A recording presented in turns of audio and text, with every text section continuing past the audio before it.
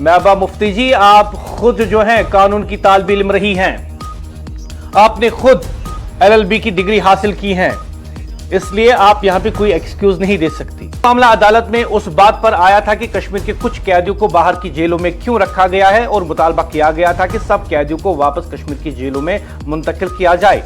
दरखास्त देने वाली खातून महबूबा मुफ्ती ने कहा कि कई कैदियों के घर वालों ने उनसे शिकायत की है, लेकिन अदालत ने महबूबा मुफ्ती से पूछा कि वो कैदी कौन है, इनके नाम क्या है, कौन से मुकदमात वो इस वक्त जेल में बंद है, उन्हें किस हुक्मनामे के तहत बाहर की जेलों में रखा गया है।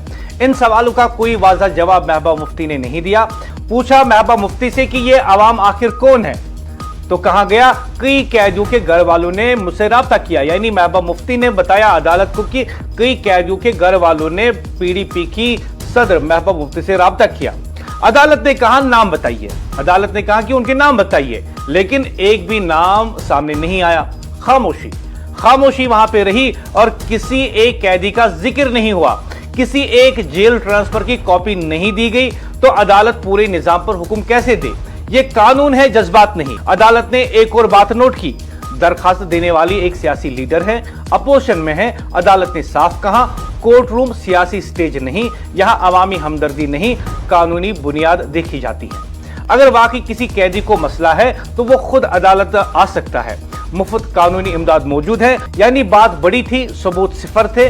अदालत ने यह भी कहा कि किसी एक कैदी के जेल ट्रांसफर का हुक्म भी अदालत के सामने नहीं रखा गया।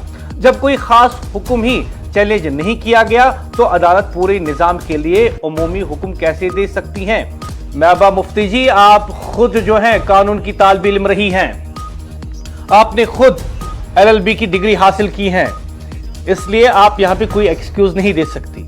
आपको खुद पता था कि पब्लिक इंटरेस्ट लिटिगेशन कैसे की जाती है, उसमें कौन से दस्तावेज होने चाहिए, कौन से कानूनी पॉइंट्स आपको कानून के मुताबिक अदालत के सामने रखने हैं। आप इन हकाइक से भाग नहीं सकती। तो क्या आप वाकई में संजीदगी के साथ और तैयारी के साथ गई थी इस पिटीशन को लेके? क्या वाकई तैयारी थी या जल्दबाजी? अगर सब तैयार था तो नाम कहां है, दस्तावेजात कहां हैं? अगर सबूत थे तो अदालत के सामने क्यों नहीं आए? आप अदालत का फैसला जब पढ़ती हैं तो साफ नजर आता है कैदियों का नाम नहीं, उनके अफराद खाना का नाम नहीं, कोई ट्रांसफर ऑर्डर की दस्तावेज आपने अपने पिटीशन के साथ नहीं रखी। और जो नया वकील होगा वो भी आपको बता देगा कि आपकी पिटीशन दायर होने से पहले ही खारिज हो जाएगी। और आज आपकी सियासत भी हार गई और मुकदमा भी हार गया।